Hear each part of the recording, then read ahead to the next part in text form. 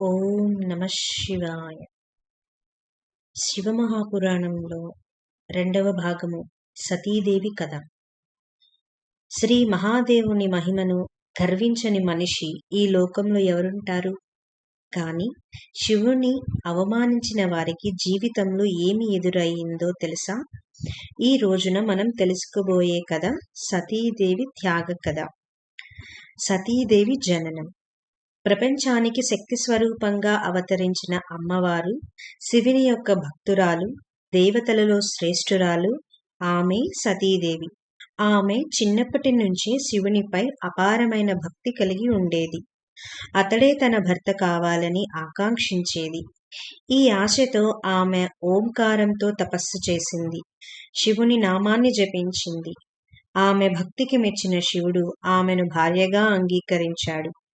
ఇక సతీదేవి శివుని చేత పట్టుకొని కాలాంతకునితో కలిసిన కళ్యాణం జరిపించింది. దక్షుడి అహంకారం. కాని ఈ వివాహాన్ని సతీదేవి తండ్రి దక్షుడు అంగీకరించలేదు. అతడు అహంకారంతో నిండిపోయి ఉన్నాడు. తన కూతురు మహాదేవుడిని వివాహం చేసుకోవడం అతనికి ఇష్టం లేదు. అంతేకాదు, ఒకరోజు అతడు ఒక పెద్ద యజ్ఞం నిర్వహించాడు. ఆ యజ్ఞానికి శివుడిని ఆహ్వానించలేదు.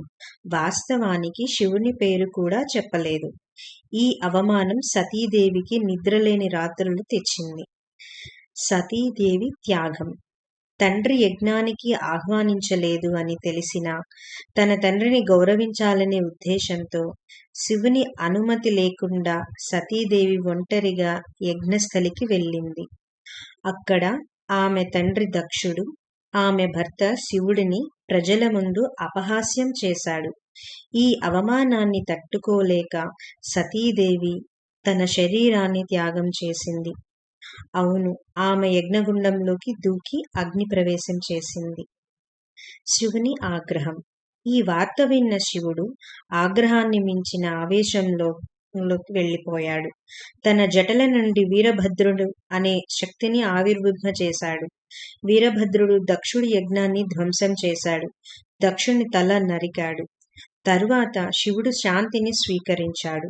అయినా శివుడు ఈ సంఘటన తరువాత సమాధానంగా హిమాలయాలకు వెళ్ళిపోయాడు.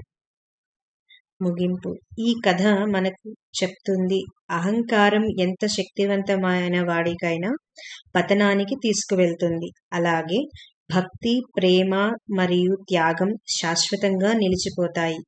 సతీదేవి త్యాగమే తరువాత పార్వతీదేవిగా ఆమె పునర్జన్మకు మార్గం చేసింది. ఓం నమ శివాయ.